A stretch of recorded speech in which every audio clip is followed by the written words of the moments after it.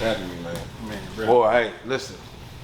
You made me confident after having a little snippet conversation in the morning, like before we did it. But all right, shit, we got to calm down and not go. Because at first I was like, because the interview ain't my job. People come in and it's just like, man, I ain't finna ask you, it ain't calculus, we just gonna chop it up. You know what I'm saying? And that's the thing, it's like, just come, we having casual conversations, it's no different than if I call you on the phone and shit, like, hey man, what you got going on? Oh, shit, Right. I'm sorry, chilling, such and such, whoop whoop. But it's different, bro. Like, it's different when you're on the camera, like, people looking at you, like, and this is more comfortable than, like, people. Like this, I'm actually realizing that the camera is my sweet spot. Because, boy, in people, boy, I clam up, boy. My hand slick, sweating right now. But, like, my hand started clamming up. But, like, finding that person, and I think I found it when we was talking beforehand. Like, you weird? I'm weird too. Bet. Come on, let's run this. All right, man. Appreciate you, man. Already. Yes, sir. Subscribe to the Donnie Houston podcast, man.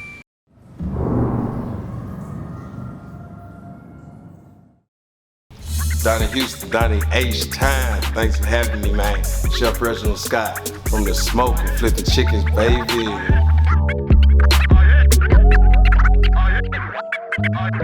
Yeah, man, it's going down. This Donnie Houston podcast. I am Donnie Houston. Check it out, man. We got a special guest, man. You know what I'm saying? Boy, I've been around here, man. I'm talking about making a name for itself in that food industry, man. You know, Memphis is known for barbecue. They known for real good barbecue, man. And this boy here, man, coming out here, man, bringing that taste and all that whole vibe to this H, man, with his restaurant, The Smoke, flipping chickens, man, just all this, man. I actually recently met him during Black Restaurant Week. The boy came out victorious, you know what I'm saying, award winning for what he was doing, you know, in that kitchen, man. So, hey, I'm happy to have him here, man. Chef Reginald Scott. What's going down, bro? Right, not much, man. Thanks for having me, bro. For sure. It's a pleasure, man. For sure. I'm glad to have you here, man. Yeah, man. I'm trying not to stir up too much problems in these H-Town streets. Is it? Are you finding it like, man, I'm coming in out of town, setting up shop, I'm doing big things with my restaurant, you know? Actually, that's one of the things I love about Houston, because bro, it's one of those like thriving black cities, becoming thriving black cities that's actually holds on.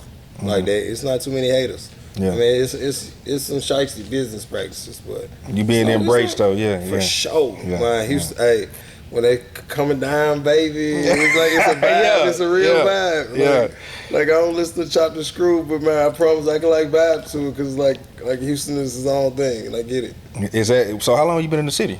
So I've been off and on for about 6 years. I came out here what was that? 2017. I came February 28th, 2017. Came out here, and I was the executive sous chef for Culture downtown, the sister company for the Breakfast Club. Yeah, with Marcus Davis. Yeah. I was executive sous chef, worked my way up to that position, and then, bro, COVID, bro, like working, doing that, hit by ceiling over there, helped open up a chicken spot with my partner, and actually, bro, like, I'm gonna tell you a story. As like how everything came full circle.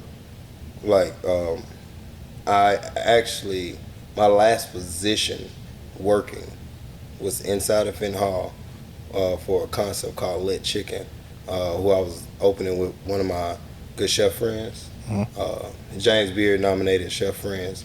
I was just the general manager. Worked there for 1 month. Got one good check. COVID. Okay. So what you end up doing through COVID and all that with all the business? Bro, I hit rock bottom. I ain't gonna, like, it was over. I ain't know what to do for 2 weeks. 2 weeks I was stuck. Like, man, when I tell you, bro, like no motion. Like, it's like me and my daughter. My ex, she was working. She was doing her little thing, essential. And so she was at work. And so it was me and my daughter, 2 weeks. We looking at each other. Hey, it's cute after like 3-4 days.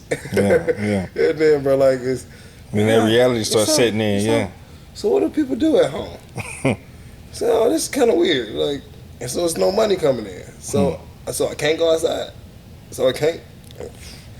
All right. I went through this whole thing, and so I just started hustling. When I tell you, bro, I did everything. Like, so people weren't shopping during COVID. The top of COVID, everybody panicked. A lot of stores panicked and stuff, bro.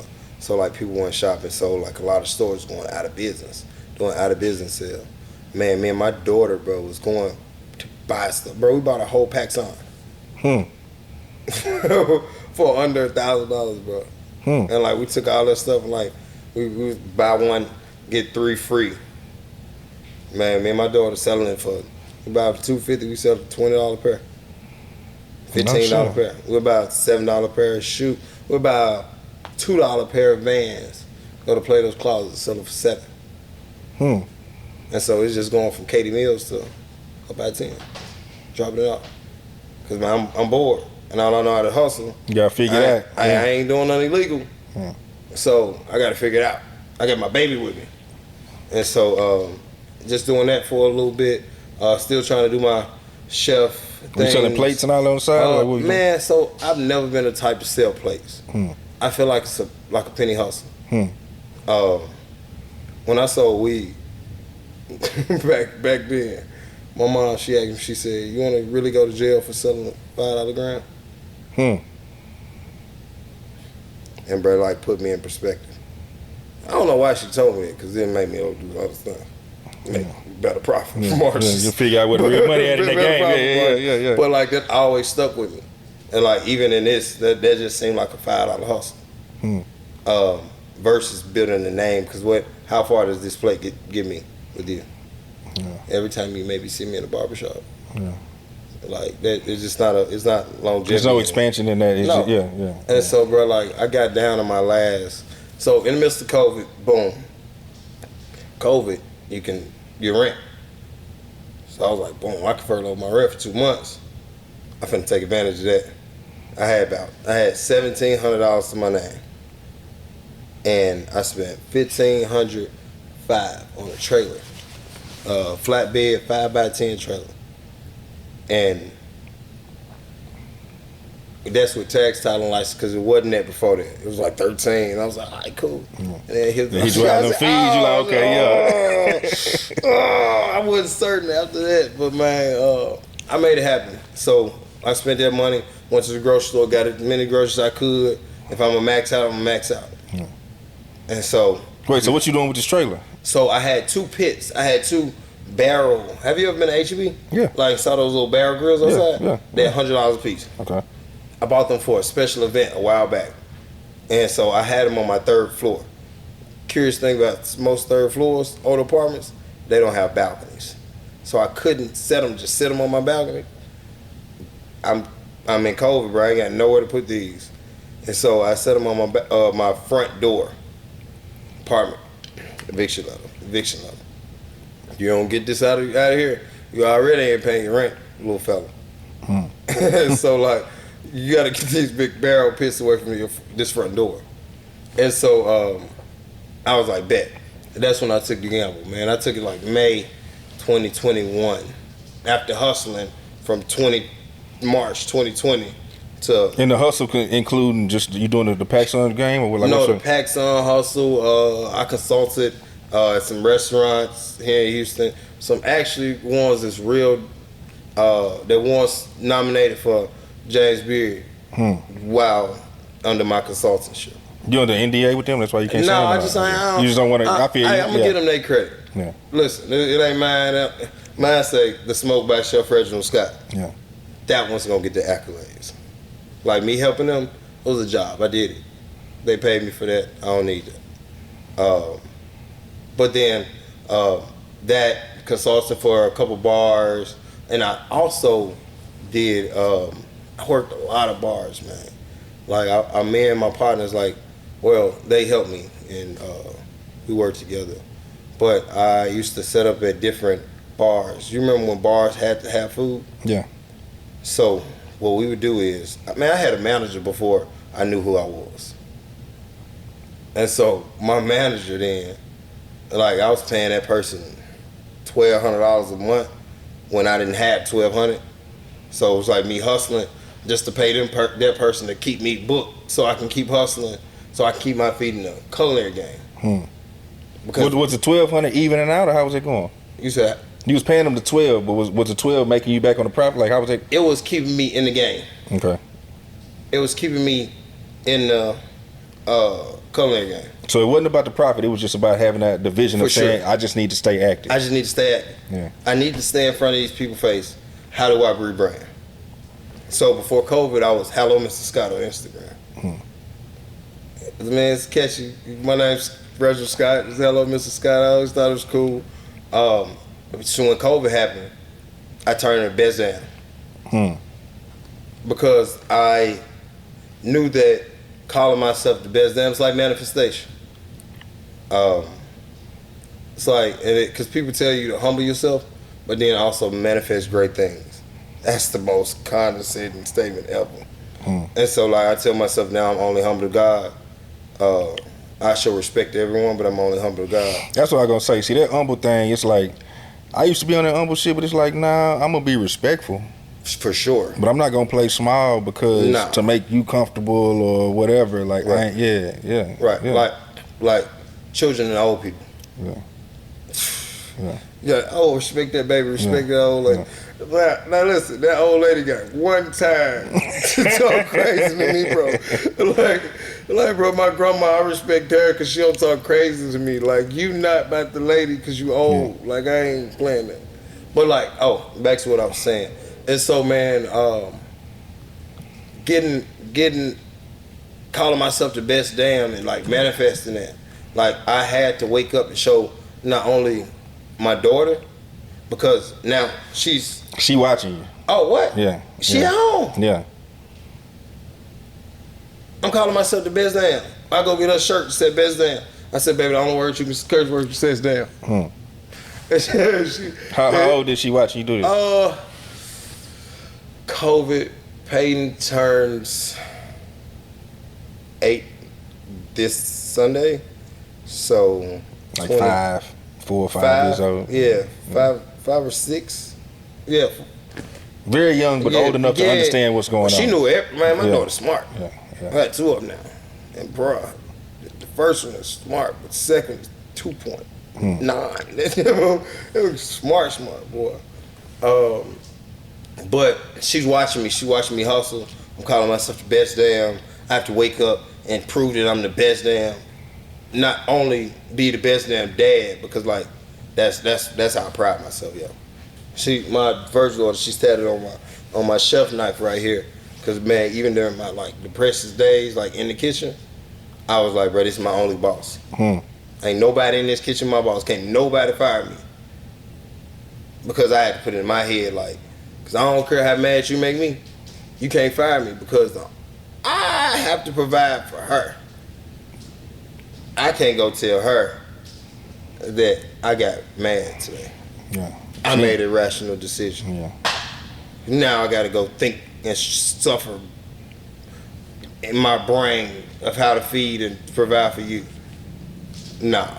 So the only person my boss, and like that's how I always had like longevity at jobs. Like bro, I've been a boss at every job. Every job I've ever had in my life, I've had managerial or like type role. Leadership positions. Leadership position for sure. Like I was manager of LA Fitness. Had a few facilities, LA Fitness, bro. Like, cause I'm outdo you, yo. I'm not gonna let you get in my head, and I'm outdo you. And like still to today, like I like we were just talking, like bro, like I live in my own bubble. Like, 'cause I hear a lot of artists say, like if I'm listening to other people's music, my music might start sounding like theirs. Like blocking out all outside influence. for sure. Yeah. Like bro, people think like my followers thing is because I don't want to follow you. I just don't want to take in your life. Like no offense, like you might have an amazing. I just don't want to copy. I don't want to mimic because I know, like I'll pick something about what you got on. So, man, them shoelaces, I would have killed them. I would have changed that. And so man, I like try to stay in my own lane. But like back to the conversation, bro. Like just hustling, bro. Just hustling. And then to tell you a little bit more about the story with with COVID happening, my daughter being young, her watching all of this hustle, I started building this trailer. So back to the trailer, man. Spent $15,500 on the trailer, hustle. My first week out, I made $700. I made $700, bro. Bruh, I mean, so prior to that, like, I've always sold everything. I've sold everything, bro. Like, and I ain't just trying to extend it because of like the drug extent of everything, but like combs, bro, brushes. Just all around hustle, man. What? Yeah. Like, that's what you know me for. I work, I hustle. Like, anything you need, bro. Like, hold on, let me call somebody. And so, like, that's what I do. So, like, this was nothing different. Like, prior to that, I sold my sauces and my pickles. Man, I won a competition. Like, so my first barbecue competition was like a COVID version of the rodeo. Like the rodeo barbecue competition. It's like local chefs, they rounded up, called it Local Love Rodeo competition. And I won a competition with a $125 electric smoker that I smoked the meat at my apartment complex. No shit. What's not the complex? Because I had no balcony at the pool. Oh, at the community joint. No, I went to go. Oh, you went to move the pit to I moved this little $125 smoker to the grill. I put 4 briskets in the jar, and I ran up and down 3 flight steps to check the zone and to load. Cause you got to load with that type of smoke. You got to load little chips in it, and so them chips burn every like 10 minutes. And so we're like running up and down stairs. Like, I don't know how it collapsed, cause like, bro, it was 1,000 degrees outside in the summer. It seemed like COVID, summer was like even hotter. And so running up and down those stairs, bro, like I won that competition. And instead of, they brought me like champagne and pop. I took my pickles off the table. I said, no, give me the sparkles. And I grabbed the pickles and I did like this with the pickles. Like, I don't need no bottles. Yeah. No, I'm finna show you how I'm working. This is what I'm doing. Hey, y'all come see me for this. Hey, I want to taste the barbecue. Hey, we saw that barbecue at Pickles, but now I'm selling it. The competition, y'all want a little scratch off of that, but I got to sell this merch. Yeah. Like anybody else. Yeah. I go to comedy shows, they got merch outside. Yeah. I go to, So you knew, like, I'm gonna have product along with this. Yeah, merch. Yeah, for sure. Yeah, that merch, really, like, hey, here, cop this from me. Yeah, all this cool. I did all this, but hey, I got a product. Yeah. And so it's like building a brand, bro. Like building a brand, telling people I'm the best damn.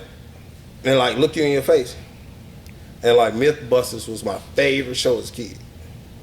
I said, man, you can't debunk me. If you can't debunk me, you ain't what? Is it plausible, bunkable? You can't debunk me, man. Go on. I purposefully might put this on, this outfit on. You gonna say, oh man, yeah, because every field, I think I'm the best. If I want, like, you ain't gonna pressure me to go play basketball because you think you're the best. I don't want to do that. Yeah. I want to get fly. Cause like I take like the Bruce Wayne, Batman is my, cause like Batman went through tragedy.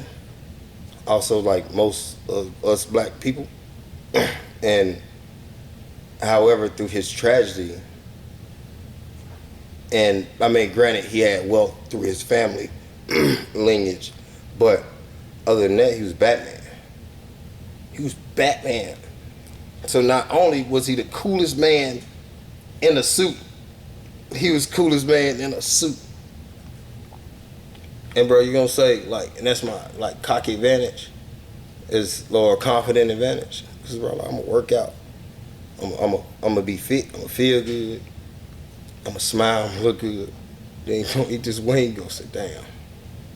I'm gonna say you gotta say best before that. So okay, tell me how you even got into the whole barbecue thing. COVID. Oh, that's when you first started getting into barbecue. Man, it wasn't no hobby or nothing prior to that. Nothing. Prior to that, I played with barbecue because I'm a chef, and so like I say I'm from Memphis, they automatically throw you in that barbecue lane. I'm a chef, barbecue. But that wasn't your thing. It's like, no, bro. Like I can chip and hide, bro. I can let me show you what I can do with my knife. It's like, nah, bro. That pit over there for you. It's like, and so like when COVID happened, it's taking my geographical advantages, being in Texas, barbecue. Being a Memphis guy in Texas. Being in Memphis and barbecue. Ding. Oh, you can't go inside and dine. So where you gonna dine at? Yeah. Everybody wanna be outside. Where you gonna dine at? I'm finna go build me a trailer. Saying I don't know when it's gonna be over. And I don't know if somebody gonna give me an opportunity, a job. I don't know how, I don't know when. I know I wanna stay in this food lane. And this opportunity that you know, no matter what, you're gonna be able to run this thing here. Yeah. You know, that's what I have to put it in my head. Yeah. Yeah. I mean, because I just spent all my money. I just spent every dollar I had. I made my $700. Took that $700, made $1,000 that Wednesday. Took that Wednesday, and everything I took, I built, because I had that 2 months to play with. Now you gave me 60 days and free. So it's just stack. Yeah. Ain't no stacking, no, you flipping. Yeah, investing back. Yeah. Yeah, man, ain't no stacking, ain't no stacking. Yeah. Everything, man. I was selling pickles. Shout out to Shannon Toon, bro. Shannon Toon kept me afloat many days, bro. Chef Shannon Toon, he's the owner of Craft Burger, and he kept me afloat many days. Even days that he didn't even know, he kept me afloat. Like, he sourced his pickles from me for his restaurant. He said, I sell burgers, you sell pickles? Come on, make some more pickles. Bro, what? So now I got a standing order for pickles now. Then I got another standing order, a couple other little restaurants that I hustle up on, knocking on their back door like, hey, try these. Here, get your first 2 barrels on me, yo. I ain't tripping on that. Here, just put them in your cooler. This how they gonna turn out. This how you hold them. Try them on me. Picked up a couple of other spots with him throwing me alley hoops to some of them. Some days, man, that man would like call me like, hey, Reg, I can't do this $1,900 catering. I got all the food too. So all I need you to do is come knock these 30 briskets out. I got $1,900 for you. All you gotta do is cook. What? Shannon, I'm finna be by your back door in about 10 minutes. Have them stacked up for me. Like, bro, like those alley hoops. Like, help me get through it. Like, cause like some days I ain't sell no barbecue. Some days it rain. And what's ironic is he person told me that do not buy food truck. He said, don't buy a food truck. You're gonna hate it. I built one. I didn't buy one. He said, you're gonna hate it. He said, have you ever been in an oven inside an oven? So you got an oven, and then you're in a metal box that you keep opening the door. So when you open your grandma's door, what they doing? Letting out all air. Yeah. Say, now you're in the oven inside the oven. He said, so you gotta really love it or have a plan. I said, heard. He said, so save your money. I didn't save it. I flipped it. And I kept flipping it. And I kept flipping it. I kept flipping it. I kept flipping it. Hence flipping chicken. Shout out flipping chickens. Yeah, we gonna get to that. Yeah, shout out flipping chickens. We gotta throw that in there. But now, it's just flipping all my bread, hustling, doing that, and then building my trailer, and then also building this audience, touching the people, bro. Where you going with the trailer? I'm in Braeswood. Okay. I'm in Braeswood, set up at the farmer's market, and my Braeswood presence, I would make content off of each week, building this barbecue thing up, calling myself the best damn, switching it up, just saying I'm the best damn, making these relationships through Houston, with the I don't know what you call it, like the grasping black Houston food scene. But like they a lot of the people that's in the industry like grasp me and say, hey, you can hang around us. Which that's weird, bro. I don't hang around people. But they always looked out. They see me, I got you. Here, let me pull my camera out. I got a following. Let me pull my camera. Let me shout you out. My Southern brand. He was one of the guys that like pushed the envelope prior to like people, because he not only knew that I was a hustler, that we also come from the same similar Southern background, and we was out here trying to get it. And so like he would like show up at certain events and pull his camera out free of charge. And so like now that I got the smoke, come on man, you gonna get yours, dog. Yeah. Every month, you know it. Are you taking care of that's what's up, man? Every month. Yeah. Make sure push this out. Help me push this out, bro. Every month, cause bro, I remember when I had that trailer, or I was in this competition, cause he was the only person that I could remember that I invited that showed up.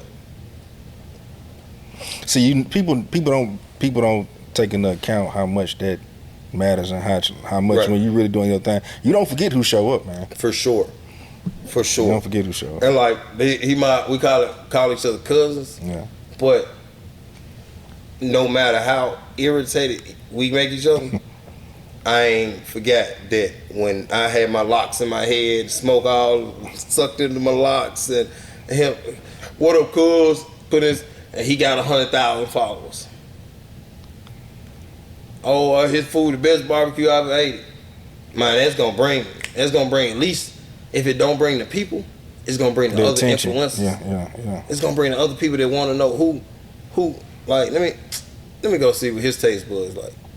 And so they bring their cameras out, because now they want to be on. I'm at this new spot. I'm at the hot new spot. And so boom. Now I got eyeballs on me. Now I have to keep these eyeballs. I got to keep staying in front of this camera. And man, so I blew up this big presence. And then I have COVID, ice storm. After ice storm, I go through a divorce. I go through a divorce, but I have a new child on the way. I took my family back to Mississippi and stayed out there for about a year. But prior to me leaving, I left with a bang, yo. Because the only way we're gonna do it is the best damn way. And so like I did a homage to Houston. And the dinner was called, before I ever knew about the smoke at 712 Main, the dinner was called No Smoke. Saying, thank you, Houston.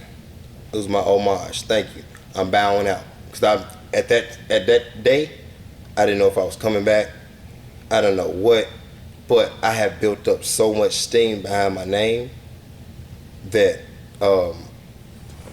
I had to throw something, hoorah, to say I'm gone. And so we invited everybody to the dinner. We packed it out at Culture downtown for Black Chef Table.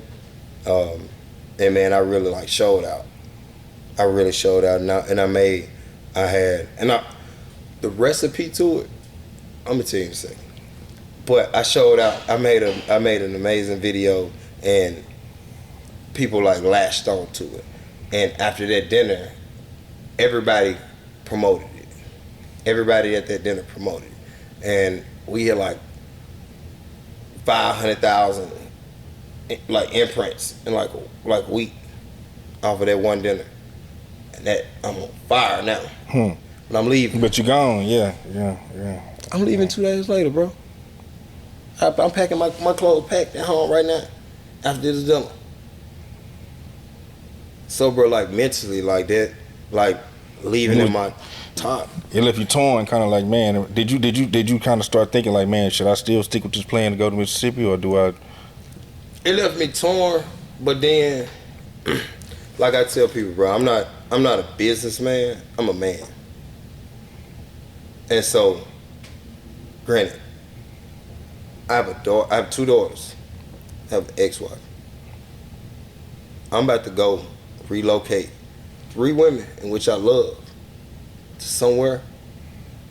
So you move with with the mother of the new child, or this No, is ex-wife? I was saying. That, Are you still keeping it together and just moving? no, they're the same mother. Okay, gotcha. They're the same mother. Gotcha. Okay. Yeah, so Ice Storm, we ain't gonna talk about how that, but yeah.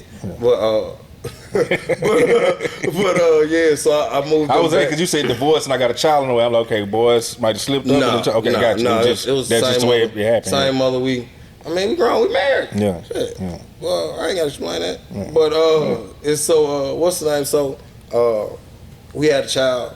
We had my child, my daughter, my youngest daughter Parker, which is the smartest child I've ever met in my whole entire. I think she's the smartest person. She just ain't developed to the adult yet that I've ever met in my life. We have her. My youngest daughter have had the daddy Reggie experience. But I think I'm the coolest damn dad in the world. Like, I don't care if I'm working 22 hours a day. When I come home, we playing. I ain't know I'm tired. We playing. Daddy tired? No, we gonna play. At least for 30 minutes. Then I get tired. But my oldest daughter got that. And I don't want her to like be more like gung-ho about seeing dad at the time. In my mind, I'm like, I don't want her to be like, I had a daddy. I love daddy, I love daddy. My second child, like, I don't even know dude. And so like, it was like a no-brainer. Easily a no-brainer. Like, bro, I'm not staying around here. Like, I ain't got no family. Like, I don't care how much success I get, bro, I'm gonna be empty. Knowing my daughter don't know me, and she only know me through FaceTime. And so, bro, I gotta at least let her know my name. She gotta know what I smell like. Like, she grown, like she's 2 months at the time. And so, like, she grown, like, I know what she smell like. She got a daddy, newborn type thing, but like, nah, that ain't good enough. Like, she gotta know how we play. She gotta know she gotta get thrown in her. That's mandatory. So the move was for you to build on family. For 1,000%. And so I moved with a leap of faith, bro, without having, and bro, I blew up one of the most popular restaurants in North Mississippi. So a lot of people don't know that. A lot of people do. That if you follow me during that time, but that's also when my socials blew through the roof, because it's right after that dinner, and then I put out fire, consistent content, like, and making myself not only look like a chef, but look like someone important. Like, every time you see me, you saw cameras. Every time you see me, you saw a set. You didn't see a camera out with it, running around with a camera. You saw a set. Because, like, I made it seem like it, because I watched The Breakfast Club, bro. And we all do. We all watch these interviews, these podcasts, bro. Like, this cool, bro. Like, seeing the lights, the cameras, the actions. I appreciate it, man. Like, this cool, Pete. Like, this cool. Like, this is. I wish I could do what you doing. Because now I'm just part of. This can't be my everyday life. I gotta go smoke some briskets, yo. like, move that camera, move, please, bro. I gotta hurry up. I'm gonna be here all night. But like, this is amazing. But I had to show people that. And so I always had a set, yo. And that's the recipe. Making yourself important, be consistent. Pay for a cameraman. Yo. I don't care what you're doing. Pay professional cameraman. Your iPhone is amazing. I always have the newest iPhone. But I say iPhone because it translates to most platforms. But that's the recipe of if you really, really, really want to get it. So like, not only like putting it in your head that, oh, I had to get it. Oh, this is important. This is imperative. I gotta eat. How bad do you want to eat? Do you want to eat as bad as a late notice because you had to pay your cameraman? Or you want to eat as bad as, let me learn how to work out so maybe I can start riding my bike to work? So, because like, the cameraman got to get paid. Because his content got to hit the streets. These people got to know how hot this is. Like, you gotta stay in their face. I don't care. Like, even like with the management thing. Like, I linked up with her through Shannon again. Thanks, shout out. I linked up with her through Shannon. And bro, like, I didn't make money off of that. Like, we set up trap everywhere. And like, we was making a killer, but everything had to go back out. We was making like $1,400 a night profit. But everything got to go back out. I don't care. Because she got to get paid her 12. He got to get paid his 15. She got to be paid this. He got to be paid that. And like, this is my first time taking on bills. And I ain't talking about bills like bills like we all pay light bills. Bills that we don't, Life bills. Set in bills. Yeah. I'm talking about bills that I'm causing myself. Because now I'm putting in my head, not only if I got to pay my bills, I got to pay their bills. Shout out Marcus Davis. He's one of the people that I like look up to. Shout out Marcus, for sure. And he said something peculiar one time. He said, I'm the owner and the steward of the Breakfast Club. Oh. I said, what? He said, yeah, I'm the steward of the Breakfast Club. I was like, bro, I don't know what that is, dog. But I'm the owner, dog. He was like, yeah, because you work for yourself. And then I didn't get it, bro. I didn't get it. And I was listening to another book as I drive. Man, when I'm driving, I got to be doing something. Audible got to be on raw wave so I can emotionally get crazy before I have to like emotionally be sound.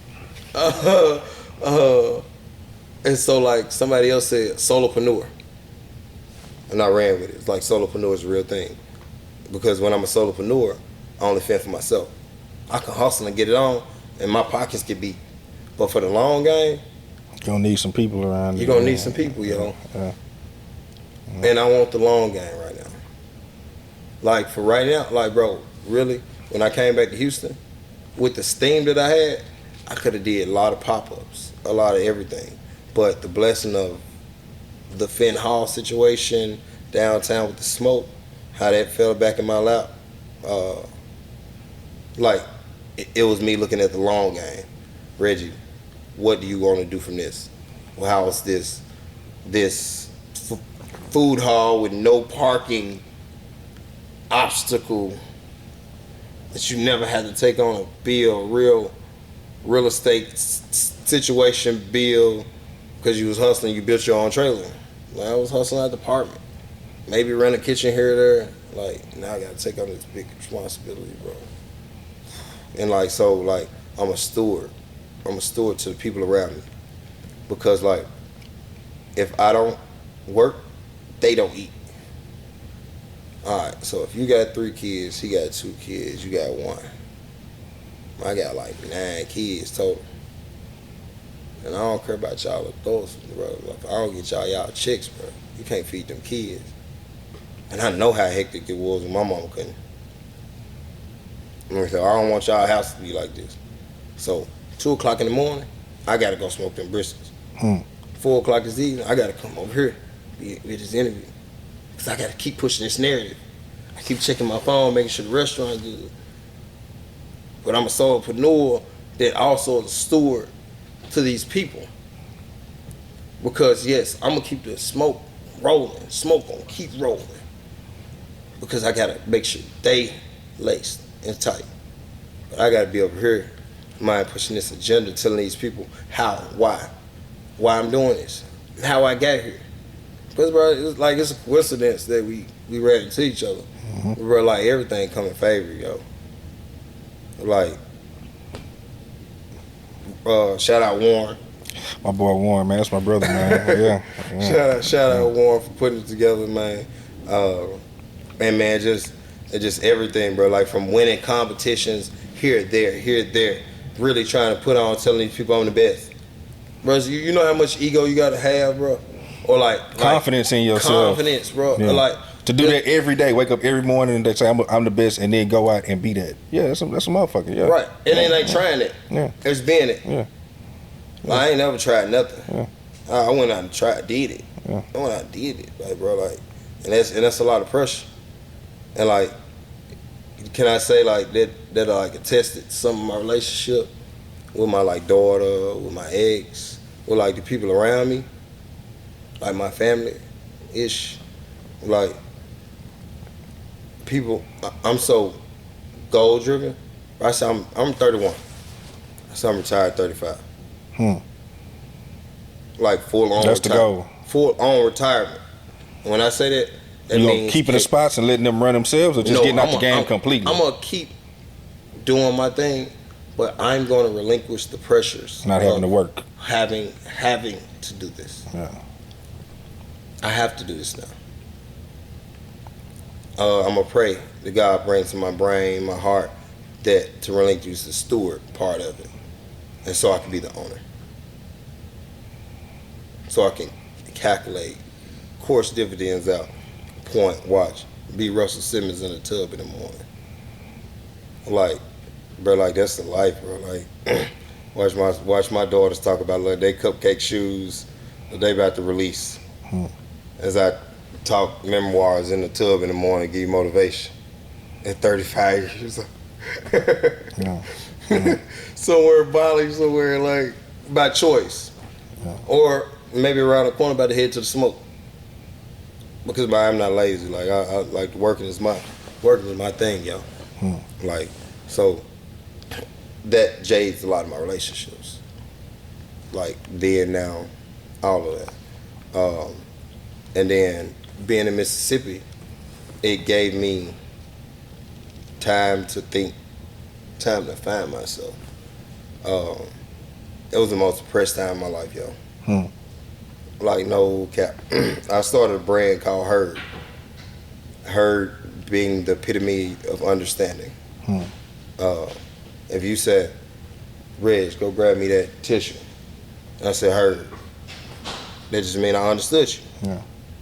Said, Reg, be quiet, we having an interview. It Herd, I mean, I understood you. And so everybody just want to be understood, yo. And so it was like a collaboration. It was like Herd Chef was gonna be my collaboration, and that's how I was gonna kick it off. And I launched my apron brand. I launched it out. I did a big campaign, and that Herd campaign helped me get through my depression and my 10 months of. What was bringing on the depression? Bro, like I'm so granted, I'm opening this restaurant, this new restaurant, with people that absolutely don't know how to or have never done it before. Presumably amazing people. But pressure source to business, everything, things didn't work out in the end. But no ill malice, cause baby, look bro, I'm on your show right now, yo. Fresh as a mug. Everything it all worked out. It worked out the way it was supposed to. It was worked out the way it's supposed to work out. So I have no malice towards those people. But at that time, yeah. Going through that, bro, and it wasn't them. It was, I'm opening a new restaurant. This is my first restaurant solo. Now I've opened up restaurants with other companies and other people, bro, but that's not a financial barrier that you have to hold with anybody else. But like, I'm opening up this restaurant. Now granted, they held up the financial opening barrier, but like I'm the only person in this building. I'm the only person really in this town, besides like one of the other two other restaurants that know how to even operate a real restaurant. Besides Chili's and the chain. Major, yeah. And it's a small town, bro. Like the town population, it's little, bro. Look up Tupelo, Mississippi. Shout out Tupelo. Tupelo, hey, the people in Tupelo, like some nice people. They helped me. I talked to a lot of people. I made friends, some forever family members. But I also, some demons came out, my boy. Like some things that, cause I was alone. So you ripped me from a city, which I practically made my own. Everything I had branded, I always said Memphis made, Houston paid. Cause man, Houston gonna made, man. I'm telling you, y'all gonna support you. Hear me? Yeah. Yeah. You hear me?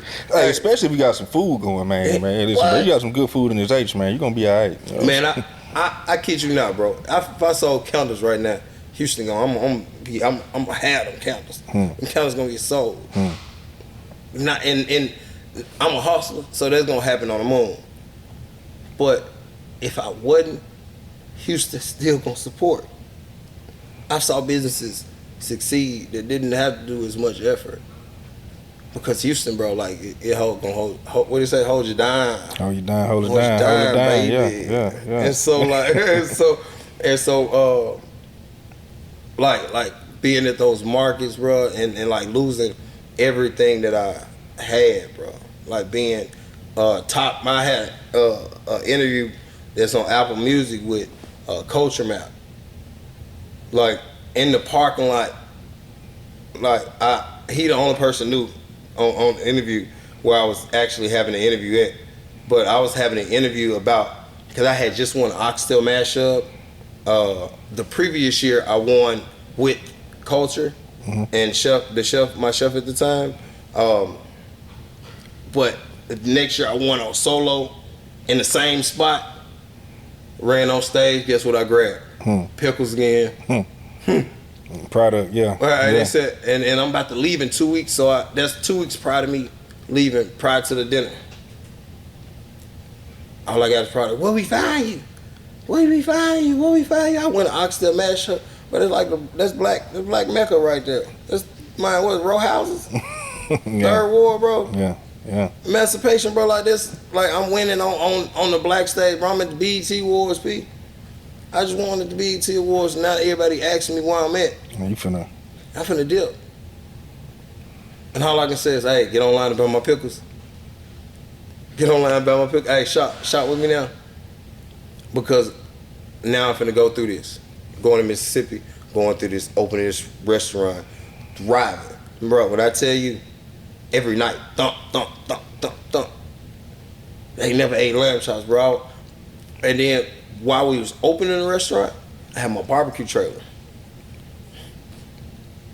I'm not about to just open this restaurant, bro. I'm finna get these people addicted. So what kind of restaurant was it? It was like a Kiss-ish restaurant. Gotcha. Like Southern lamb chops, lobster tails. You know what I'm talking about. Yeah, bar type food. But I'm in North Mississippi, bro. This is the poorest state in the poorest black state, the most populated black state, yet the most impoverished black state. So that, you know what that means? They don't have as much expendable. Yeah. Bro, I'm making $1,700 a week on lamb chops, my boy. In North Mississippi. You can't say the man. I'm popping it. And I'm doing it, bro. I'm really doing it. In Mississippi. But I'm doing it by myself. I'm going through my troubles. So no matter. So I would, like, even when I stopped doing it, the restaurant opened. I was working, we worked Thursday, Friday, Saturday. I'm so cold, I'm getting most of my work done in one day anyway. So Wednesday, we're gonna come in prep, we're gonna get ready for the weekend. And bro, I'll be gone from Sunday to Wednesday. Traveling, spending my money. Spending every dime I'm making. Man, I think I made good money last year, bro. Yeah. But I ain't got nothing to show for it because I was going through it and thinking that things and items, even though I didn't have my trying to fulfill family. Didn't have my family, didn't have my rising starship, bro. You know how cool it is to be one of the top chefs in the 4th largest city in the United States? Solo. That ain't no small feat, man. Man, what? Yeah. My new caption is from Maine to Maine. Cause from in Memphis, hey man, say man, MANE. Yeah. But my restaurant is on Main Street. And so ain't that Memphis made H-Town? Yeah. I ain't here to just. That's all I'm saying, bro. If I can't say if that's the best, because if you Google Houston, you scroll into the U, you gonna be right there, Maine and Russ. But I ain't saying I ain't in the heart of Houston. Doing my best there. And I just got it off of winging it. And what was I doing? Just flipping it. Yeah. It's all together. If you hear me, I'm saying it out loud. How you do it? I'm telling you out loud how I did it. I took a leap of faith. I winged it. I flipped it. I kept it. Repeat, repeat, bro. Like people still ask me right now, like, bro, why you get flipping chickens? Ain't you got the smoke? Ain't you got the other trailer? But you don't know. I'm scared, bro. I don't know if you ever got out the bus and your stuff on the sidewalk. Like, bro, that's a different feeling, bro. It's a different feeling. I'm from Memphis, bro. We talk about people. We check. And so, man, you on the bus, you having fun, you joning, you checking people on the bus. And boy, you get out the bus. Boy, your mama panties sitting on the your little lift bar. Cause they just pulling stuff out your apartment. And they gotta look at everybody you just played with. And now your shit right here on Front Street, literally. Boy. Yeah. And like it ain't nothing you can do about it, boss. So that set a fire ablaze in me, bro. That set a blaze. I think I had that happen to me twice. But that set a blaze in my body. From those two instances, bro. Like, I don't never. My mama ain't never really had that no more, ever. Ever, bro. Cause it made me mad. And I had stepdad, XYZ, but bro, like, don't nobody teach financial literacy in the hood, bro. Do you know I'm winging it right now, bro? I had to get accountant. Cause the smoke ain't doing bad. Yeah.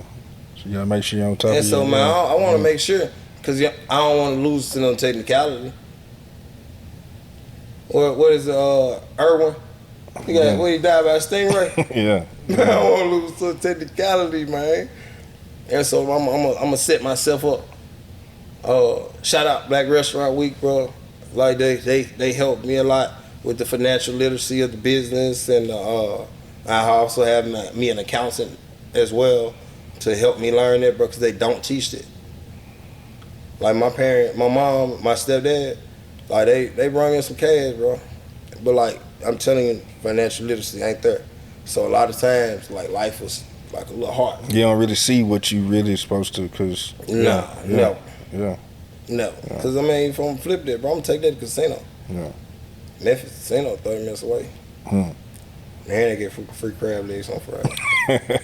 Yeah. You know, a quick way to get a check. Get somebody free crab legs on Friday. They gonna be there every What? What? I don't care what you got else selling, boy. Boy, I'm telling you, I'm a crab legs and joker, boy. Then at Old Charlie's. Shout out Old Charlie. Old Charlie, thank y'all for having free kids meals.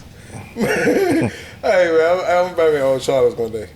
We're gonna fix their food, but I'm gonna buy me Old Charlie's one day. For sure. Because, man, it was many days. Old Charlie's free kids Wednesdays. We fade. That was a fade spot, boy. Yeah. Did y'all have a spot like that? We had, like, I remember, I think it was, what was it, Long John Silver's Kids Eat Free on Thursday or something like that. Shit like that. Captain D's and all that type of shit, yeah. Captain D's is busting, boy. Yeah. Especially coupons, kids, free coupons. Yeah. Y'all didn't have Miss Winters, did you? Miss Winters? No. What kind of spot was that? So Miss Winters was a chicken spot. It's like upgraded KFC. That, and then shout out Memphis, because I know nobody know about Miss Paula. Not Miss Paula, Jack Purtis. Ooh, boy. Them hood delicacies, motherfucker. Hey, you go to Memphis, you can eat all the fancy spots, but I beg you to go get you some Jack Purtis. I'm gonna have to ask my boy. I saw my boy, attorney Jason Winton, man. He from Memphis, man. The boy love Memphis, man. Jason Winton, I've heard of him. I've heard of him. I think he's one of the top attorneys in this city, man. You know what I'm saying? Real good friend of mine. Yeah. But Memphis advocate. This boy always telling me about Memphis, and he love Memphis to death, man. Bro, because we got pride, bro. You know how hard it is to make it out of Memphis, bro? All right. How much do you know about my city? And what do you know? Negative, right? Yeah. More, right? Yeah. Even the acronym MEMPHIS, you make it you finish in style. Yeah. You see me. Hey,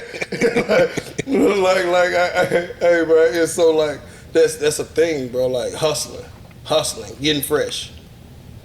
Like, but outside of that, it's a dog side of hustling and getting fresh. It's get money. You know, get money come with, right? Yeah. Everything else. Yeah. And so, like, bro, it's a struggle to get out of Memphis. Because also, you get a mentality, bro. Like, you have so much pride. I'm from Memphis. But also, it's dangerous, bro. There's kids walking around every 30 round, 100 round. Like, 29 and clip one in the head. Like, I don't want to be around it. My kids don't want to be around it. My kids don't live in Memphis right now. But they live close enough so my mom can go visit and visit them a little bit more frequently than I can, being here trying to build this legacy. But back to the story to Mississippi, man. Coming back from Mississippi, real popular, bro. Not only like battling through the mental aspect of it, yeah. Because, bro, like I feel like even today I have to realize that I went through the hard part. I went through losing it all. Like it zeroed out. Like going from getting it all or gaining it to flatten out and losing it. You lose your family. You lose your audience, because I done built this audience in Houston, not in Mississippi, man. At the peak of you building an audience. At the peak of I'm from scratch. And then I'm selling people, because all I know is premium. Houston, man, y'all gonna support the premium. They gonna lamb chop, man. I can sell a chicken plate a little bit more because people appreciate the craft. They appreciate that I'm not a cook, that I'm a chef with accolades. So I can sell a chicken plate for a little bit more because I have accolades. And when you eat this, I'm not gonna just tell you it's the best. You're gonna say, damn. And so now I have to go try to do that in Mississippi. So like price adjustments, man. You go down, you see a barbecue truck, and you selling a chicken plate for $8. So I ain't gonna make it here. You said, Lord, I ain't gonna make it. I don't know how I'm finna sell an $8 chicken plate. Yeah. Lord. But bro, when I tell you, I've sold weed before. I've smoked weed before. And I know, no pun intended, Reggie. From the gas. From Quiche. Yeah. I know Reggie from Quiche. Yeah. And if you what's the name, bro? If you show people better, they would do better. So no matter how cheap or affordable these things are, people still gonna gravitate to the more once you get introduced to quality, it's a different level. It's a different level. Yeah. It's like, oh, I don't have it, but oh, I found the money. I've located the money now. And so like now, I'm selling this premium product to these people in Mississippi. They gravitate to it. The restaurant blows up. Boom. Deal goes astray in Mississippi. So now really lose it all.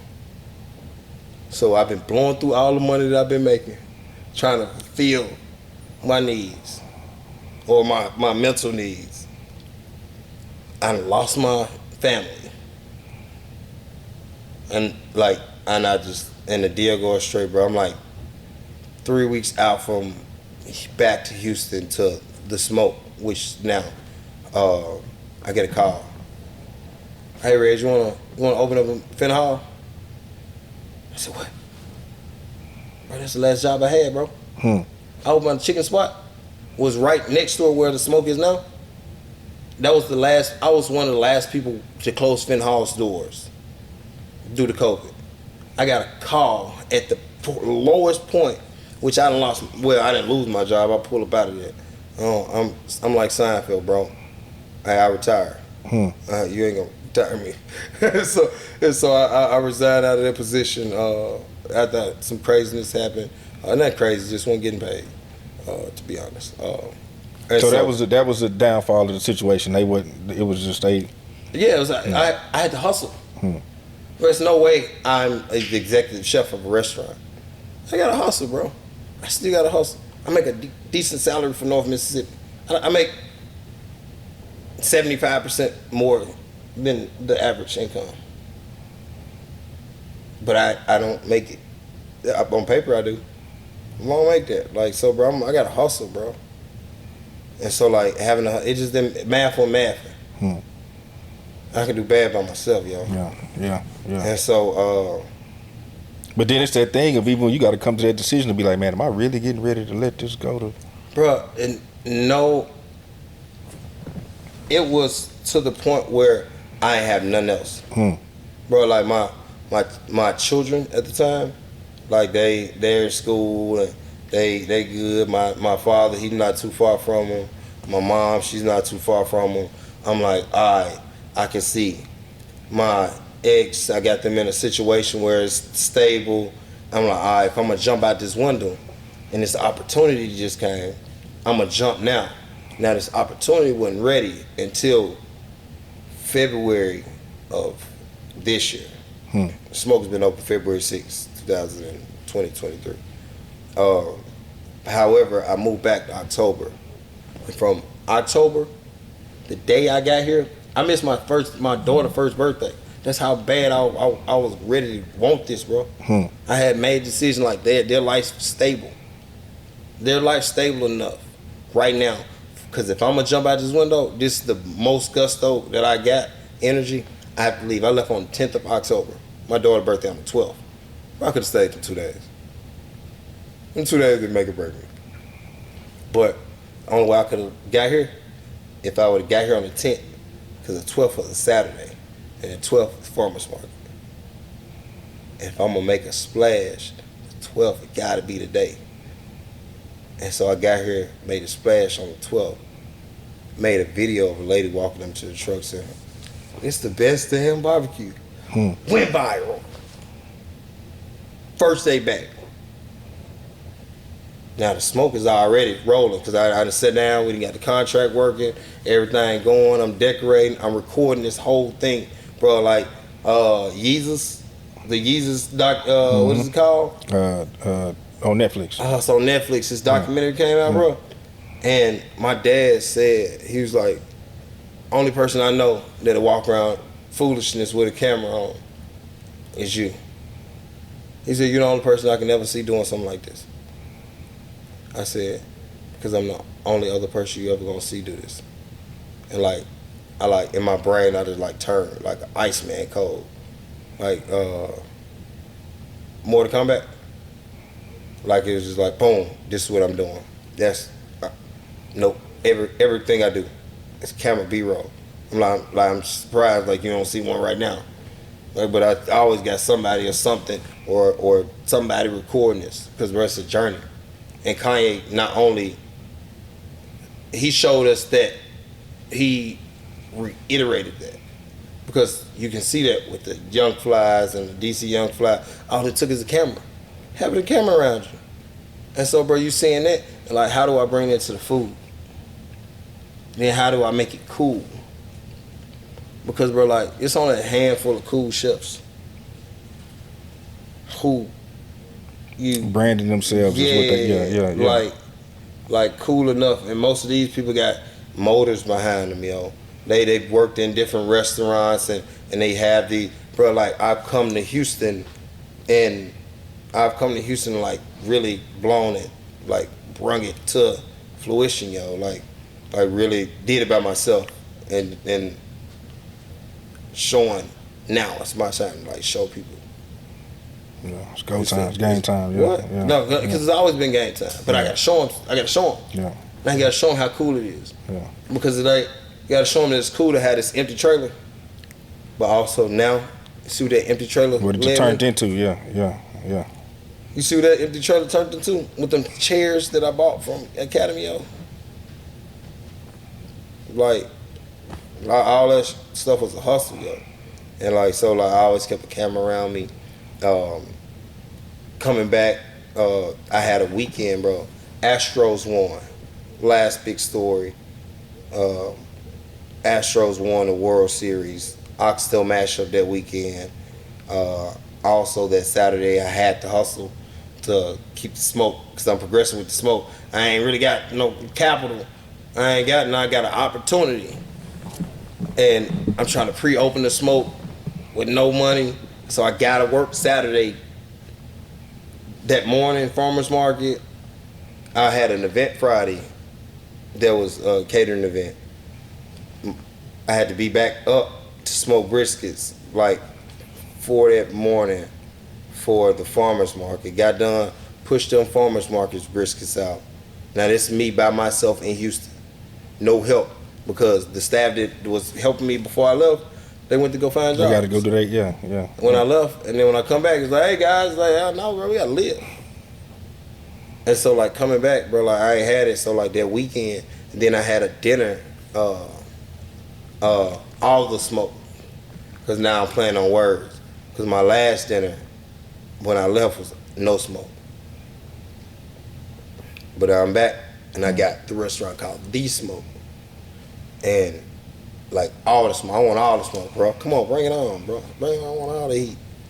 Like I'm ready for this, and so it's like my reacclimation back into Houston. And so I had that dinner Saturday. I had the farmer's market that morning, that dinner that Saturday night. Oxtail mashup the next day. Oxtail mashup. The Astros win on Saturday. The same night as the all the smoke dinner. The newspaper the next day said, back again. I stopped bought the newspaper like $17. The Astros win. And so I was like, forget it, I'm buying it, bro. And so I was like back again and like played into my narrative. I ended up losing the Oxtail mashup. But I didn't care, bro. I was like, forget the energy there, yeah. Energy there. Yeah. But I'm dog tired. You know what's Monday? Astros parade. You know who's dog tired from the weekend? Who didn't I just made some money, enough to keep the smoke going. I literally could not move my body on Monday because I hustled the entire weekend. Only one paid day, everything else promotion. And the only other paid day I could have ate off of was that Monday. Because the Astros parade downtown, bro, there's too many people downtown. You know I'm gonna eat. What? You throw me around a 50, I'm gonna eat. You throw me in front of too many people, I'm gonna show you how to sell out. And so I missed the grand opportunity to put some money in my pocket. And so, but it was all promotions. All how I got here, bro. Like I said, bro, it's like one of the coolest things I've done, like since I've been doing this. Because it's all about promotion. The only reason you know me, bro, and the only reason like black I get put in everything is I promote myself. I don't think people scared of me. I just don't think they know who I am or what I do. Cause I'm like a 12-head animal. Cause it's really just all about eating. Shout out to Mason. My dog Mason Liver. His brand is called Bite. You gotta eat. Talk about just flipping chickens though. We talking a lot about this barbecue. All right, cause the smoke is the ground foundation, bro. Yeah. Smoke is the foundation. Even if I take it to where I'm from, the smoke, you gotta start off selling a little smoke before you start flipping some chickens. Yeah. But hey, that's just the colloquialism part of it. But all seriousness is from the bricks to the sticks. From the sticks to the bricks. Sticks being smoke, bricks being, if you saw the flipping chickens trailer, it's wrapped in bricks. And me taking the finances that I took from the smoke, it's not only creating me some security, because financial insecurities, emotional insecurities, not knowing, this is new, this big business is new to me, I don't know. I'm downtown in this building, I don't know what may happen, COVID may happen again. I want to set myself up. But through setting myself up, I created a plan of how I can also feed back into community. Community is huge for me because, bro, like often a lot of people don't have the opportunities. and people just be winging it, bro. And that's how stuff happen. Bro, you know good guys in jail, bro. Like Clarence wasn't like that, bro. Like he wasn't like that, bro. But he was just winging it. And like, but if Clarence had a plan or had a mentor to put that energy into something else. Bro. Yeah. And like, cause people said college ain't for everybody. So what is? So what I'm gonna do?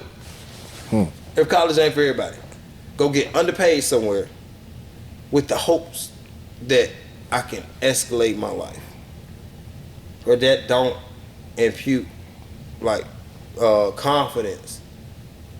That type of long game ain't appealing to somebody with the mind of, man, I need to get it right now. But it ain't appealing to not the person that I need to get it right now. It's the person that I have to get it right now. Yeah. Bro, like I tell you this, bro. Like you take. I've been working with some of the nonprofits such as No Kids Hungry and doing some advocacy work out in DC, bro. I'm telling you, it's the best year of my life. Like that came to me by the grace of God, a lot of hard work, and then my wings. That's also gave me the confidence to open the flipping. And so like all of this work, bro, I said, bro, you take stamps away. That's what I was advocating for. You take stamps away, bro. I'm 14 years old, and if I don't have stamps or my mom can't feed us, I'm coming to take care of her, yo. And like, it's just like it just is what it is. It is what it is. Yeah. It's the Hunger Games. Like, you putting people in precarious situations. And so, like, I found that median out of high school or out of school in general, and then finding a median out of prison because of my community. And did you had to go sit down? You said what? You had to go sit down for a minute? Oh no! I don't even like sitting down. Yeah. I don't even like sitting. I'm uncomfortable, bro. But I want to ask you, could I stand up with the mic? Yeah. But no, man. But no, just helping. Just understanding that in the communities we come from. Yeah, for sure. Like my family, I ain't putting nobody business on front. Yeah. But like my whole family. Like rooted to the tooth. And so like I just saw everybody like be in those situations. I ain't never laid down, sat down. I done been in jail. But not nothing crazy. Not no stage. Yeah. Nah, I ain't no. Yeah, not no stage. No. Yeah. Why I'm telling my hustle, bro, I always has bail money. Mama, get that. Yeah. Go get that money and get me out of here. Yeah. There's no girls in here, mom. And so man, it's one of those situations. So it's like seeing my family hop out of that situation and then come back to it, bro. You take me out of prison, you put me back in the hood. All right, realistic. Before I got out the streets, I was averaging XY a day. You think that $9 gonna give me the $6 gonna give me something? No, because that ain't appealing. I done tasted it before. Yeah.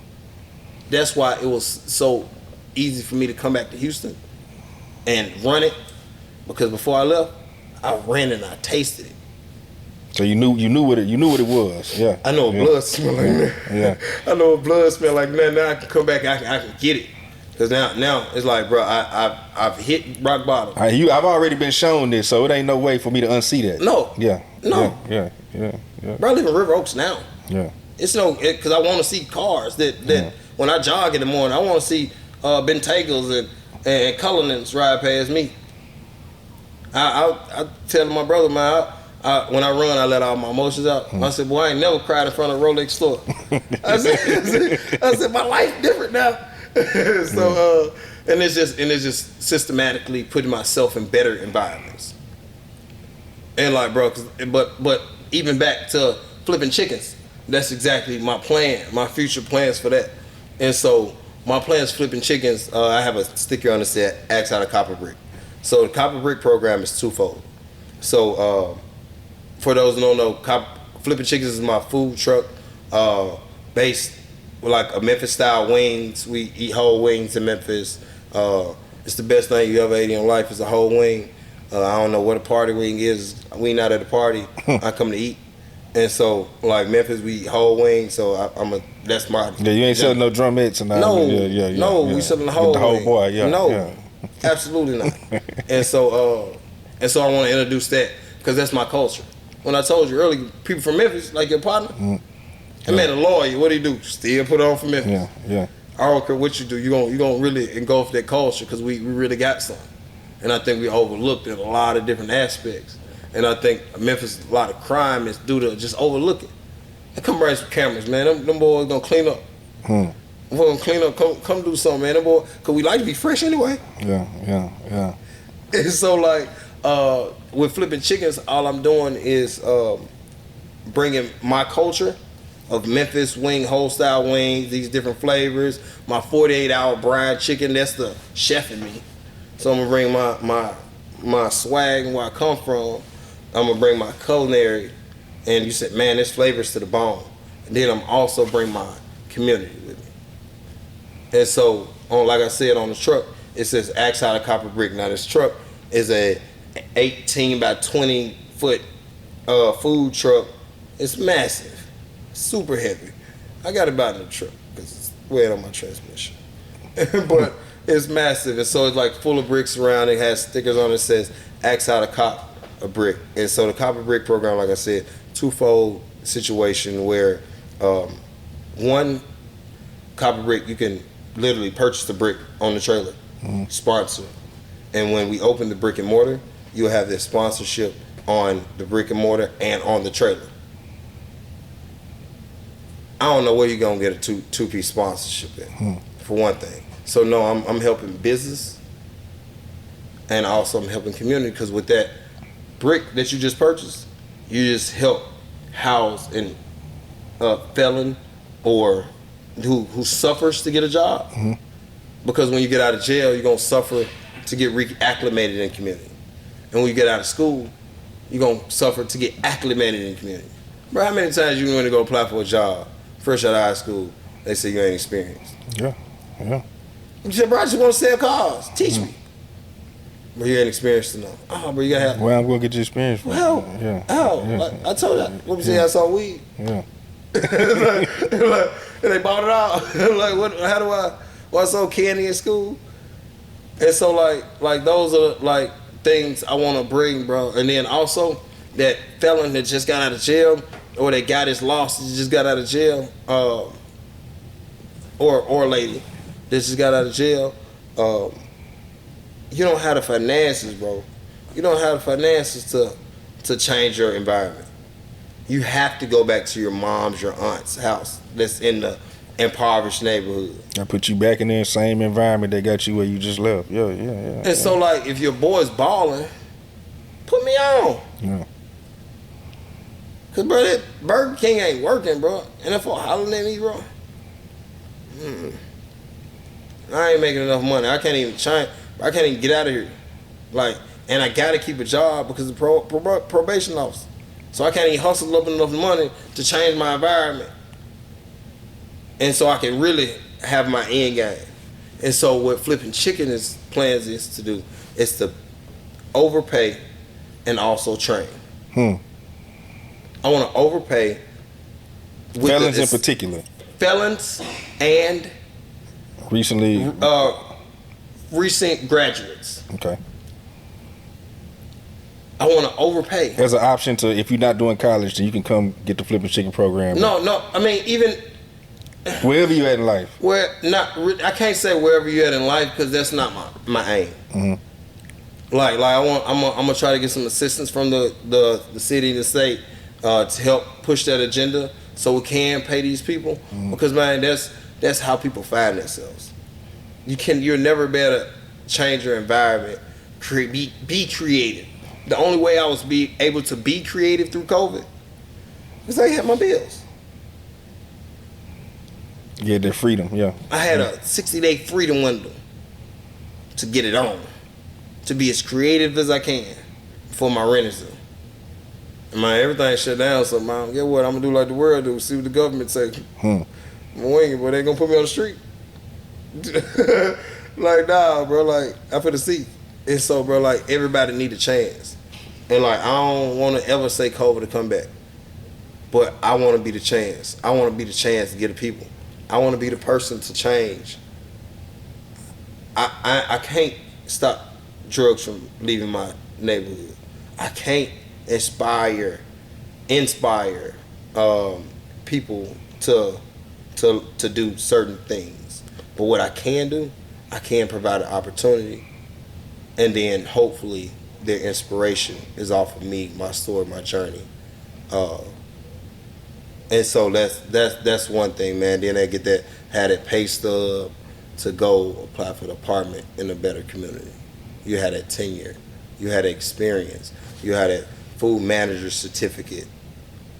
That food manager certificate that you need to have to go manage a restaurant. If this is what you learn, you like. And man, just like really showing these people like, all right, now I ain't about to just go buy a restaurant for you, spend no money, invest in you off the wham. You got to really come in and show me a year worth of hard work, and then. But that will be available for you if you're doing what you're supposed to do. If you do, and the only thing that's gonna stop you, you. Yeah. How bad you want it? Yeah. And all you gotta do is show up to work. Yeah. All you gotta do is show up to work. That's all. I mean, I want you to show up to work, do your job, of course. But be consistent and committed to the yeah. Because bro, like, I don't know how people feel, but when I look at my little child, I never want my little children. I never want them to have that feeling of the bus stop feeling. Because that bus stop feeling changed me forever. I could tell you talk about it like it just happened yesterday. It's real. Well, it's mean being fresh and then saying something to somebody and then having that bus stop feeling. And like, bro, I'm just turning the hustle on from there. I don't care what I'm selling. I ain't no rogue. I ain't never took none. I'm definitely gonna get some sold. Yeah. But yeah, no. So I got flipping chickens. I have the smoke flipping chicken right now. For a few weeks, I have a couple of things, food conventions that I'll be included in for the next few weeks. So flipping chickens is gonna go on a little halt until mid-November. But you always come to the smoke at 712 Main and come get it. I'm gonna come through there and bring the cameras through there, man. You know what I'm saying? Come get it, boy. We gonna have it. Yeah. We gonna have it. We got a new menu.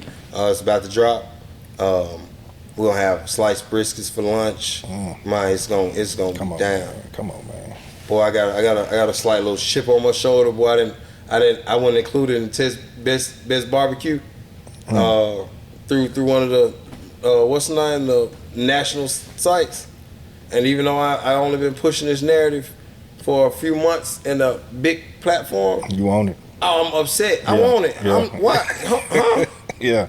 Huh? Yeah. What you mean? Yeah. Man, I changed the menu today. Soon as I saw that, I said, "Oh no, Jay, come, hey, we need to change this. We gotta go. We change. I'm going to the kitchen. I'm changing. I'm organizing because something wrong. They missed. They looked over me, and so like I'm obsessive like that because bro, it's like I know I'm the best, and I believe it. I don't care if you believe it. You gonna believe in a minute, and like everybody gotta feel like that, bro. Because I know you feel like you the best. Yeah, definitely. Yeah, for sure. What? Yeah. I ain't even think about it, nigga. Yes. Yeah. If you don't think it, bro, if you don't think that, you gotta think that if you really trying to do this shit and you sitting up here thinking, well, I mean, I'm alright. You alright. Well, you got to get in my face. You go get alright results. You know what I'm saying? Like, what you mean? Like, you gotta be that crazy to think like. Say that word again, B. That crazy. Crazy. You got to be that crazy. You got to be that crazy. You got to be. It's been times I've told people like, man, am I tripping? Did I really? Because I believe this shit. Like, even with this, dog. Like, this shit just started for me. Just want to do some shit. You know what I'm saying? Then, so I just come around. Man, because I'm into doing shit that I'm into. You know what I'm saying? So like, I started out DJing when I was 15. I became a DJ. Got into clubs and shit, started producing. Went to college for journalism. I had my degree for 10 years. Podcasting came in. I was just into podcasting. I was seeing all the podcasts at the time. This is like 11, 12 years ago. They was catering to East Coast. You know what I'm saying? A lot of that shit was on the East Coast. Then my boy B High in Atlanta. When I moved to Atlanta, I seen B High. He would start telling ATL stories, and I was like, man, ain't nobody telling these H-Town stories.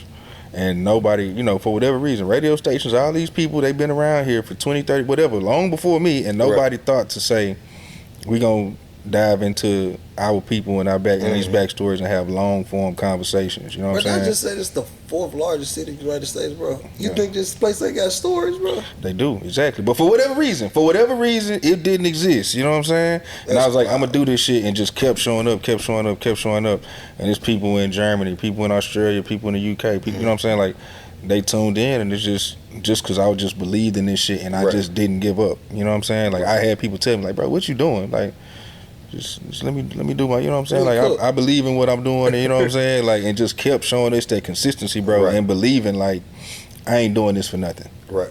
Like, I don't believe God give us these visions for nothing. You feel me? And that's one thing I'm real tuned in. Like, once God tell me to do something, I move on that shit. Right. Immediately. You know what I'm saying? And it might take a minute for it to build or whatever, but like once I get that confirmation, like, hear that little voice or whatever, or get that vision. You feel irrational sometimes? Do I feel like you just made a rational choice?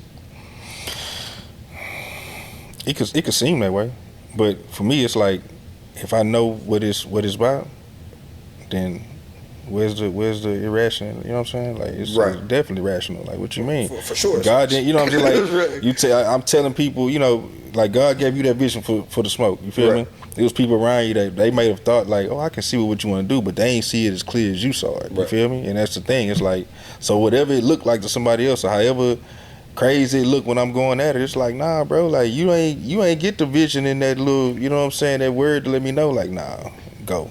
You know what I'm saying?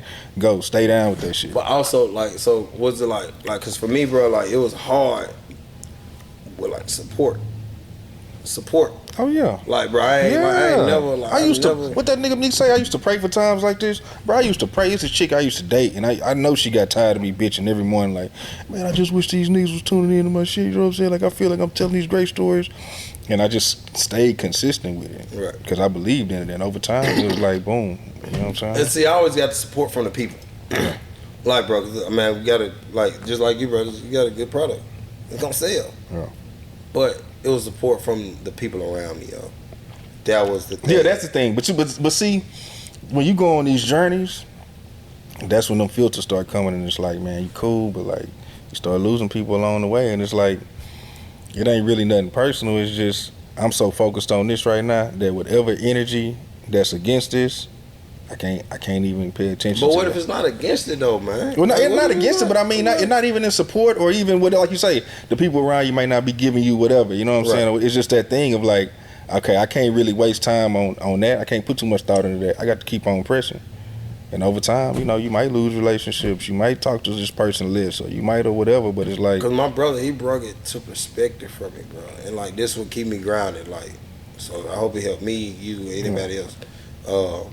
He was like, if it's wild for you, if your life is crazy, and you're like, man, I ain't know how I got here. Like, it has to be wild for everybody. For somebody, yeah. It gotta be wild, bro. Yeah. If you can't believe it. Yeah. If you can, somebody the next one, damn show ain't gonna be able to believe it, bro. Bro, look where I'm at, P.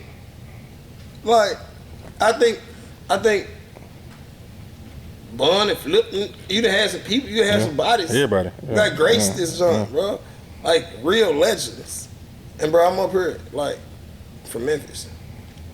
But for me, it's like, I got to tap in because I, like, on the food shit, right? I'm looking at you like that. Right. Even if you say, man, shit, we just started February 6th, you know what I'm saying, 2023. I seen you at Black Restaurant Week, and I said, nah, like, nah. You know what I'm saying? Like, I believe in what this boy got going on. There's something there. Yeah. There's something there. And, bro, like, but that takes different, and that developed different for me, bro, because, like, it's an honor. It's an honor to be here. It's an honor to, like, take this on. And it's be an honor recognized. For me. No, it's an honor for me. And be recognized, but it's still one of those things, bro, like I always like battled with like having support from the people, but like not really having the support from loved ones or people that I thought would be here supporting this movement. But it's going, bro. And like that was one of my biggest struggles. But when I overcame that or overcoming that, like bro, like it's go time, people. Yeah, like you said, and that's I mean, I should have spoken on that more. So yeah, the people around you sometimes that'll make you feel like, damn, like how y'all we this close and y'all don't see. But at the same time, like you say, like if it's wild for me to have a vision, I can't really expect you to like see this wild shit I'm seeing. You know what I'm saying? Because it's so fucking out there. You know what I mean? Right. It's like a mushroom trip. Yeah. It's like a trip. It's like it's way out there, yo. Yeah. So you know that's the thing, bro. When I met you, I was like, you know, like you saying, it's an honor to be here, and I appreciate you coming. But like I'm looking at it to where it's like I'm looking at the cat in the next 4 to 5 years to where we gonna be talking about, you know. You got to come to the smoke, like you got to come to the Breakfast Club, like you got to come to Trill Burger, like you got to come to Turkey Leg Hut, like you know what I'm saying? So like, well, we got to come do this interview in Bali because in 4 years, baby, we gonna be retired. Yeah, we gonna we're gonna be in the island, you know, the island.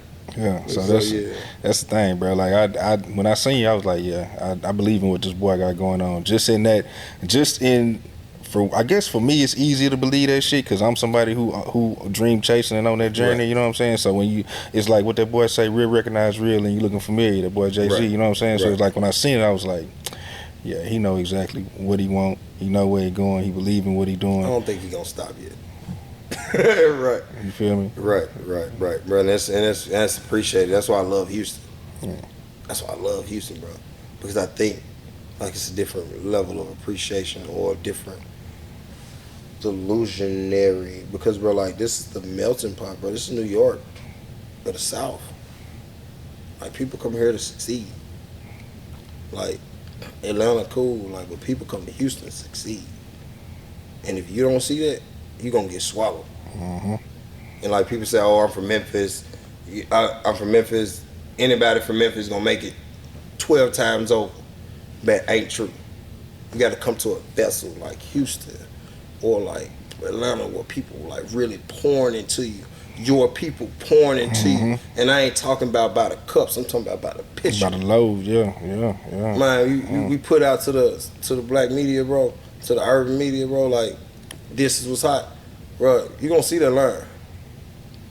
You gonna see the line, bro. Like people come to Houston to eat. Like it's new. I think it's the top food country. Food we city up in the United States. We up there for sure. I think it's number one. Top food city in the United States is right now. Cause bro, it's a restaurant open every week. And bro, and everybody having success. Yeah, everybody winning. So how about being one of the best of the top places in the... I just got crazy and got delusional and thought that I could do it and really just went that belief, dog. That belief and just like I be telling people, man, like anything you want to do, you first of all you got to really believe in that shit and you got to be consistent, like and know why you doing it, because every day ain't gonna be live. You know what I'm saying? Right. It's gonna be dry spells. It's gonna be times where you doubting yourself. It's gonna be the mental shit. You know what I'm saying? Like I've been $2,000 boot on my truck this morning. Come on now. Like on my truck, my pickup truck. After I just smoked briskets from 2 a.m. It was 8 o'clock. It was 8:02, bro. I had my backpack on my back. They said, "Lady, putting the boot on your truck." Before that, I had a call out. So I gotta work that out because I know I gotta do this promotion this later on, bro. I gotta keep pushing this narrative. I gotta mind everybody like, yeah, you gonna see me fresh doing an interview, but also, bro, you don't understand like it's some hustle to this. It's a lot of hustle to this. Like my people around me said, bro, you gotta be Superman, but that's what it's gonna take to like push it. Cause bro, like Instagram ain't just gonna do it. It ain't, bro.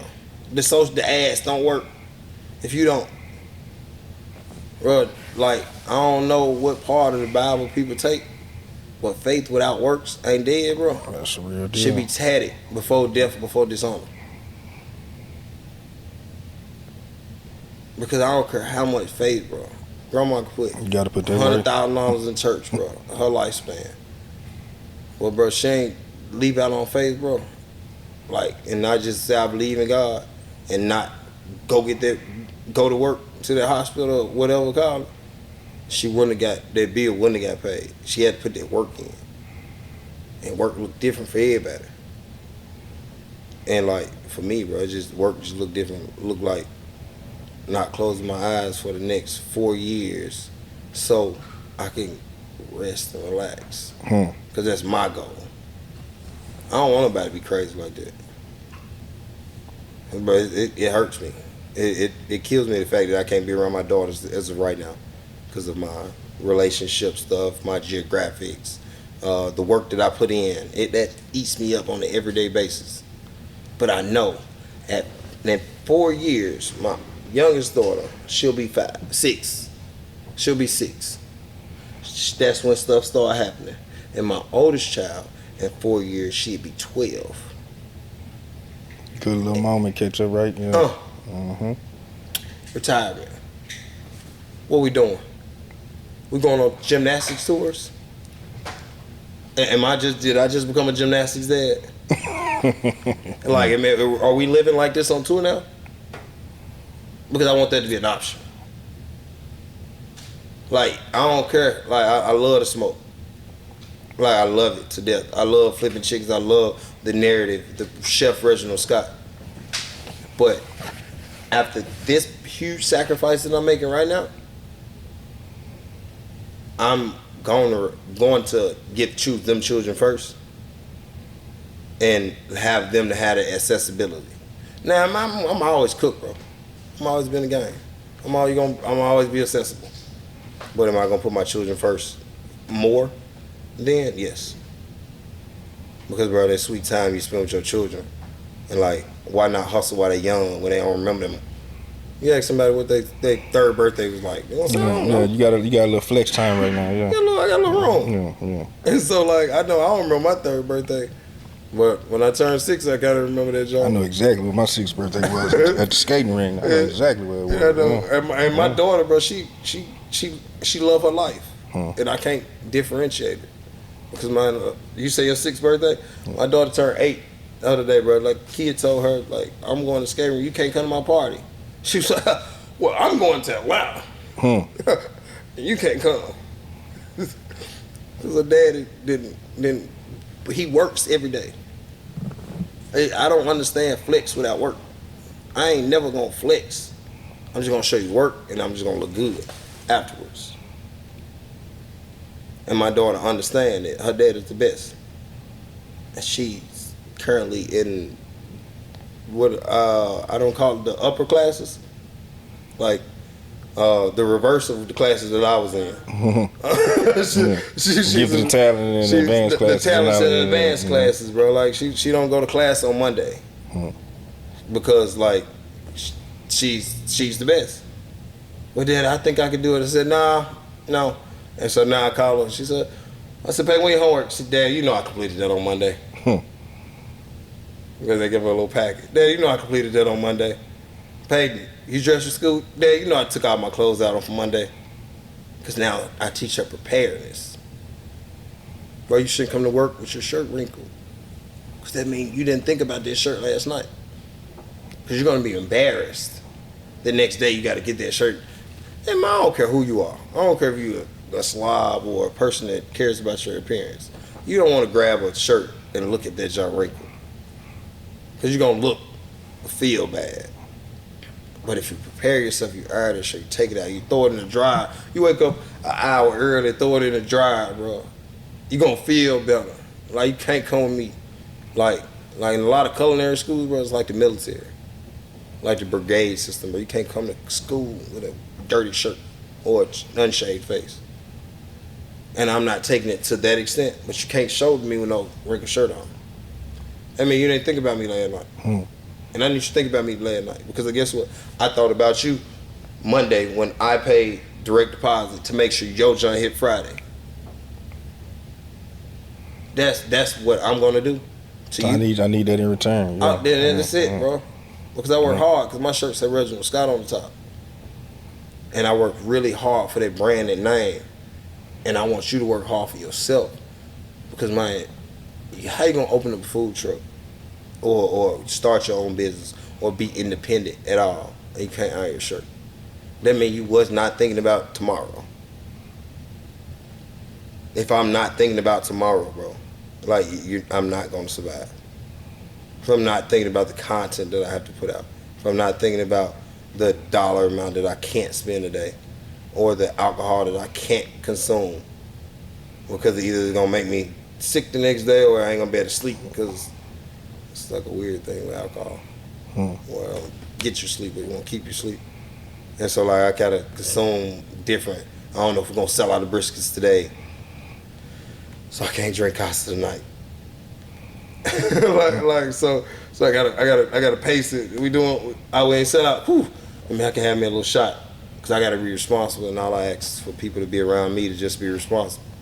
And if you can't be responsible and think ahead, bro, like you really can't even do business. You ain't. That's how I feel. That's a big thing, yeah. For sure. Yeah. And so like that's how I feel, bro. That's how I operate, and I feel like that's the key to my success. Cameraman, and being prepared for tomorrow. And so like, bro, like this journey has been like the best. It's the best first year of my life. I always tell people when you go on these journeys, like these entrepreneurships or the dream chasing, whatever, like if you do it right, it's gonna make you better as a person. For sure. And the better you are as a person, the better everything. Like, yeah. I realized money, like, bro, like going through the Mississippi situation, like money just wasn't it. Like it's actually like water, yo. It go down the drain. It's meant.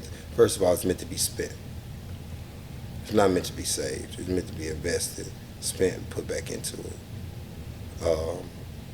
So like the concept of saving money during this thing, it's not a thing. You gotta you can save a little bit, but you gotta flip that. You gotta put that back into it. You gotta put that, because I know, man, a beautiful camera was installed like a beautiful camera. Probably started as an iPhone or something. That shit started. I used to have a Mevo. It's certain episodes you can watch. Even I think it's one of the Bun episodes. It's a couple. For a long time. The first 2 years, I bought a Mevo camera. It was one thing, you know what I'm saying? You ran that shit. You can run on your phone, on the iPad, and I'd be sitting here talking to you like this: camera 1, camera 2. And you can see me. Really? You can see me doing this shit. Yeah, yeah. See, that's crazy, bro. But then you start putting your cash back into it. You figure it out. You gotta figure it out. Figure it out. And like, bro, that's all it's about. That's what's winging it. Yeah. And so my saying is, from the block to the block, we just winging it. It's just winging it, P. And that's how the wing concept come. That's how like everything just keep winging it until my first day of opening the smoke, man, Todd Cootie, that's the CEO of Papa's and Luby's, was at my front door grand opening. Had a conversation meeting my first day. Can't nobody say that. Like one of my closest friends, mentors. He's not my friend. He's more so my mentor, Marcus Davis. I can call him, say, "Hey, Marcus, I need to talk, bro." Marcus, my boy. Marcus always got some game, boy. Got some game. Yeah. Got some game, bro. Like this, and he's the reason why I love Houston. He's the epitome of Houston. Like he's the thing that I love about Houston. The thing is like, hey, bro, like I know. Come on, baby, I got something for you, baby. You're late, the game is free if you're gonna listen. It's only to be sold if you ain't taking it. Yeah, if you ain't really listen. Here, you can come buy this. But if you don't listen, I'm gonna give it to you for free, and that's the reason I love Houston. Even some of my mentors, James Haywood, Ross Coleman, these guys some raw chefs, bro.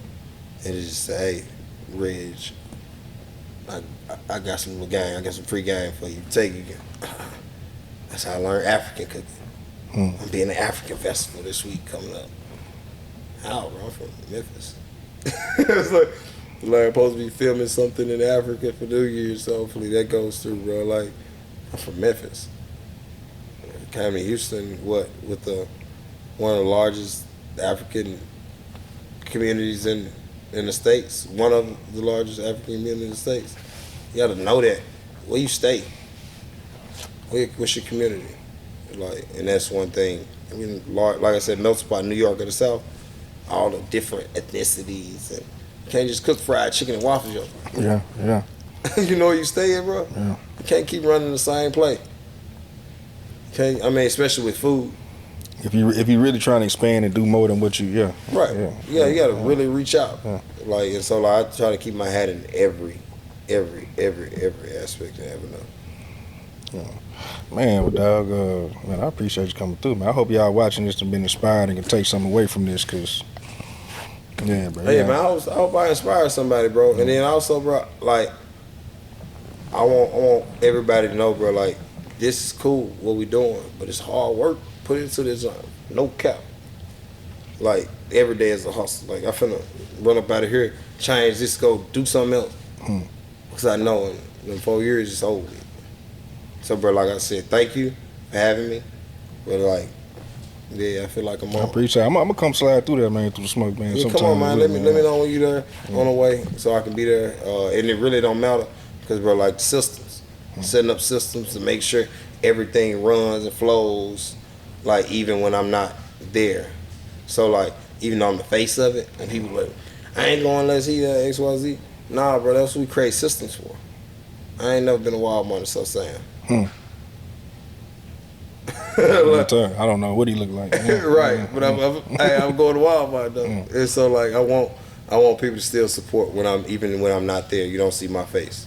The food's still delicious, but you hit me up when you come, and we're gonna do a thing. Yeah, we're gonna make it happen. Put your platter together or something. That's a bit, man. I'm with that. I'm with sir. that for sure. Hell yeah. Well, hey man, Chef Reginald Scott.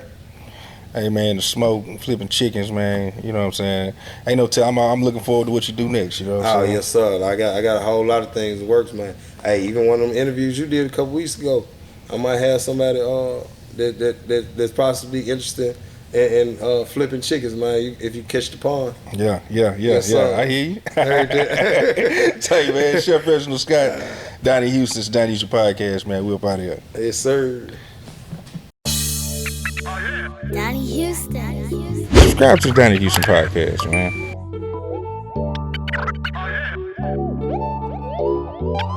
Oh, yeah.